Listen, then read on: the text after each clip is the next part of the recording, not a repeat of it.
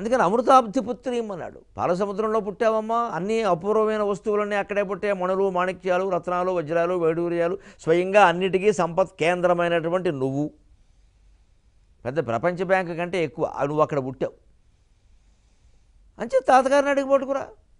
ఇదండి సంవాదం అంటే. నన్నెందుకు అడుగుతున్నావయ్యా మీ అమ్మని అడుగు అంటే, నువ్వు లోకమాతవు కదా అన్నాడు. జగతాం జనని. అయినా పోనీ నా దగ్గర డబ్బు లేదయ్యా అని తప్పించుకుందాను ఆవిడ చూస్తే, అశేష లోకాధినాథ గృహిణి, 14 లోకాలు పాలించే వాడికి భార్య వేయండి, డబ్బు లేదంటే ఎలాగా అన్నాడు. నిలబెట్టేశాడు అమ్మవారిని చిత్తశుద్ధితో.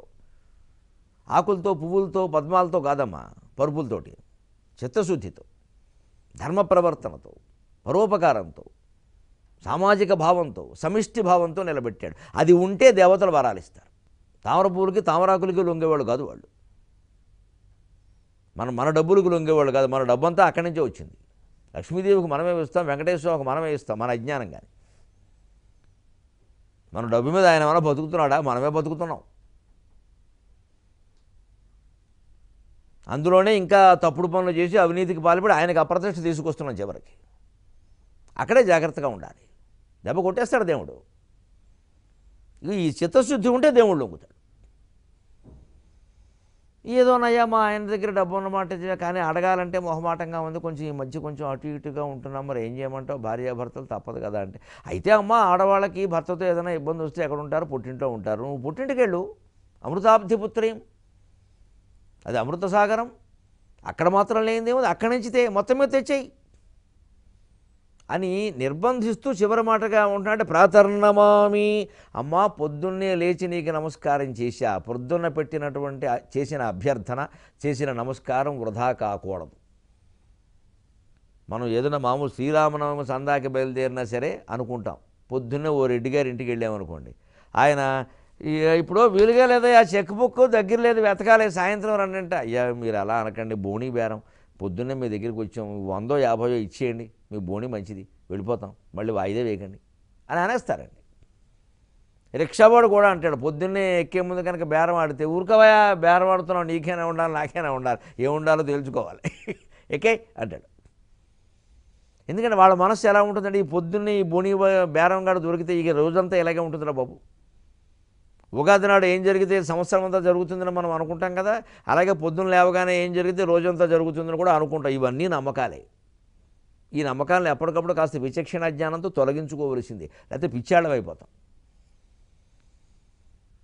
పొద్దున్నే ఏదో జరిగితే సాయంత్రం వరకు అలాగే జరగాలని లేదు, ఉగాది నాడు ఏదైనా జరిగితే రోజు ఏడాదంతా అలాగే ఉండాలని లేదు. అది మన మనస్సుకు పట్టుకుని ఒక నమ్మకం ఉంది, దాన్ని వదిలించుకుంటే చాలు. దేవుణ్ణి నమ్మడం అంటే అన్ని పిచ్చి నమ్మకాలు పెట్టుకోవడం కాదు. అక్కడ కోళ్ళకు కూడా పుట్టించేశారు శాస్త్రాలు, కుక్కుడు శాస్త్రాలను. అశ్విని నక్షత్రంలో పుడితే కోడి ఒకలా ఉంటుందిరా, పూర్వ ఫలుగుంలో పుడితే ఒకలా ఉంటుందిరా, ఉత్తర ఫలుగుంలో ఒకలా పుడితే ఒకలా ఉంటుంది. పోనీ తూర్పుగోదావరిలో పుడితే ఒకలా ఉంటుంది, పశ్చిమ గోదావరిలో పుడితే ఒకలా ఉంటుందంటే గోదావరి నీళ్లను బట్టో మట్టిని బట్టో ఏదైనా నమ్మొచ్చు. ఈ నక్షత్రాలు కోళ్ళకు కూడా పెట్టేశారు. నమశివాయ. ఎప్పుడైతే 100ల్లో జరిగేవి, 1000ల్లో జరిగేవి, సరదా జరిగేవి డబ్బులో కూడా 100ల్లోంచి 1000, 1000ల్లోంచి లక్షలు, లక్షల్లోంచి కోట్లులోకి వెళ్ళిపోయాయో పిచ్చి పిచ్చి నమ్మకాలన్నీ బాగా పెరిగిపోతాయండి. ముందు కోడి పందాల కంటే కూడా ఈ నమ్మకాల ప్రమాదం. కోళ్ళకి జాతకాల, కోళ్ళకి హస్తరేఖల, దానికి మొత్తం పండితుల బుద్ధి జ్ఞానం లేకపోతే సరి, ఇక మొత్తం జనాలను పిచ్చాళ్ళని చేస్తారన్నమాట. ఎందుకు వస్తాయి ఇవన్నీ? మనిషికి విచక్షణ జ్ఞానం నశిస్తోంది. ఓ నమ్మకం పెట్టుకుంటే ఇక అంతే. ఏమనంటే 1000 మంది వచ్చి గొడవ చేశాడు. జల్లికట్టు అలాగే నడిపించారు అక్కడ తమిళనాడులో పరమ మూర్ఖంగా. జంతువులు హింసించే హక్కు, పక్షులు హింసించే హక్కు ఎవరిచ్చారండి? ఏ సంప్రదాయం ప్రకారం చేస్తారండి అసలు? ఎవరు హృదయాన్ని వారు ప్రశ్నించుకొని చర్చించక్కల్లా? సమర్థించదలుచుకుంటే దేన్నైనా సమర్థించవచ్చు. కోళ్ళు బలహీన ప్రాణులు, వాటిని పెట్టుకుని మనం జోదం ఆడుతున్నాం. ఎక్కడ దాన్ని సమర్థించుకోవడమా సిగ్గు లేకుండా? మానవత్వం ఉన్నవాడు ఎవడు కోడి పందాలు ఆడ్డు, పేకాట ఆడ్డం, తప్పదాగి తందనాలు ఆడ్డం, దాన్ని మళ్ళీ సమర్థించుకోవడం, దానికోసం శాస్త్రాలు. అన్ని జీవుల్లోనూ దేవుడు ఉన్నాడని మనమే మాట్లాడుతూ ఉంటాం. మనం కోళ్ళని, జంతువుల్ని మనమే మింగేసి విపరీతంగా మాంసం తినడం కూడా కాదు, వ్యాపారాలు చేసేసి చేపల చెరువులు పెట్టేసి మొత్తం జీవులతో ఆడుకుంటాం. మనమే గుళ్ళకెళ్ళి పూజలు చేస్తాం. అందుకే ఎప్పటికీ మన పూజలు ఫలించవు, మన కోరికలు తీరవు. కోట్లు కోట్లు లాభాలు వచ్చేలా చేసి ఒక్కసారి కోట్లు పోగొట్టి గుండెపోటు వచ్చి తీసుకెళ్ళిపోతాడు భగవంతుడు మనం చేసిన జీవహింసకి. మూర్ఖమైనటువంటి జీవులతో ఆడుకుంటాం మనం.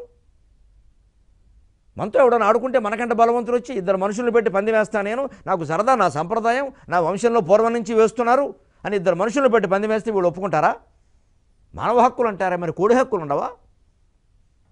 అవి అమాయక ప్రాణులు, వాటిని అందుకోసం పెంచడమే తప్పు. అక్కడ ప్రాంతీయ భావాలును కులభావాలు కాదండి. నేను ఆ ప్రాంతంలో పుట్టిన వాడిని పక్కాగా ఖండిస్తున్నా, చాలా తప్పు. అది పరమ మూర్ఖత్వం. కోడిపందాలు ఓ ప్రాంతం నుంచి బహిష్కరించండి కావాలంటే. నన్ను ధర్మం ధర్మమే, మంచి మంచి, ప్రాంతాలతో నాకు నిమిత్తం లేదు. జల్లికట్టు మూర్ఖత్వమే, కోడిపందాలు మూర్ఖత్వమే, పీక తీసినా మూర్ఖత్వమే. పాండిత్యం ఉన్నది, జ్ఞానం ఉన్నది ధర్మం చెప్పడానికి, ఒక పక్షం వహించి మాట్లాడడానికి కాదు. మానవత్వం ఉంటే మనం కోడిపందాలు జోలికి వెళ్ళకూడదు మనుషులమైతే. అయినా పెడితే నమశివాయ, శివుడు చూసుకుంటాడు, ఆయన చేతిలో త్రిశూలం ఉంది.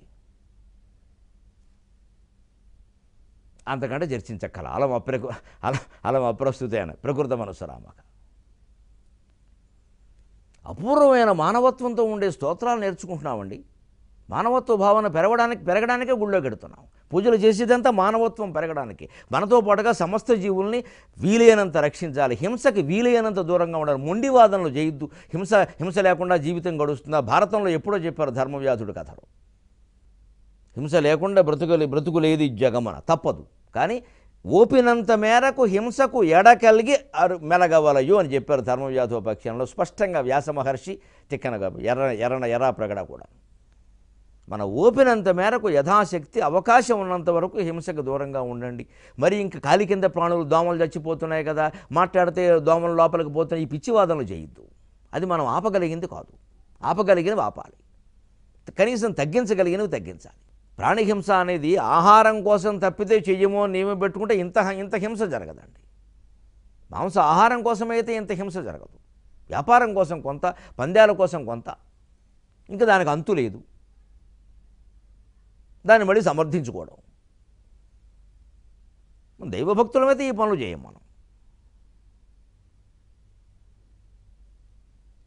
ఇది దైవభక్తి అంటే. అందుకే అంటున్నాడు, అన్ని రకాల చిత్తశుద్ధితో వాదించి, అమ్మా అవన్నీ వద్దమ్మా, ప్రాతర్నమాలు, పొద్దున్నే నీకు నమస్కారం చేశా, ఈ నమస్కారం వృధా అయిపోతే ఏమైపోతుంది? అందుకని కాస్త కాదనకుండా ఏదో కొంత ఇవ్వమ్మా. ఇగో ఈ చిత్తశుద్ధికి భగవంతుడు సంతోషిస్తాడు. పొద్దున నమస్కారం, సాయంత్రం నమస్కారం ఆయనకి లెక్క కాదు. పిల్లాడు 7 ఏళ్ళు కూడా లేవు, ఎవరి కోసమో అడుగుతున్నాడు. అసలు ఇప్పటి నుంచి ఆ వయస్సులో ఆ దృష్టి ఏమిటి, ఆ విశాల భావం? ఎవరో ఇల్లాలు ఆయనకి ఏమీ లేక 4 ఉసిరికాయలు ఇవ్వడం ఏంటి? ఆ ఇల్లాలకి, ఆ ఇంటి ఆయనకి సంపదలు ఇవ్వాలని ఈ పిల్లాడు కోరడం అంటే ఇంతకంటే విశాల భావన, విశ్వ భావన ఏదైనా ఉందా? విశ్వం విష్ణువు అంటే ఇదే కదా. విశ్వమంతా ఒకే స్వరూపంగా చూస్తున్నాడు ఈ కుర్రాడు, ప్రహ్లాదుడిలాగా, బాలశంకరుడు. ఇతను కోరిక తీర్చకపోతే మా దేవతా శక్తులు ఎందుకు, మా దేవతాత్వం ఎందుకు అని వెంటనే అమ్మవారు తథాస్తు అంది. దాన్ని వెలుదండవారు ఎంత చక్కని తెలుగు పద్యంలో అందించారో చూడండి. అమల తరంగ గాంగ జలమా దిగి భంబులు సంబరంబుగా తమ కనకంపు హస్తముల దాలుపగా జలకాల దేల్పగా స్థమితపు మేని చేన మరు తల్లికి జేతు ప్రభాత సేవలన్ స్థిమితపు మానసాన సుఖ జీవన పావన దేహినై సదా స్థిమితపు మానసాన సుఖ జీవన పావన దేహినై సదా.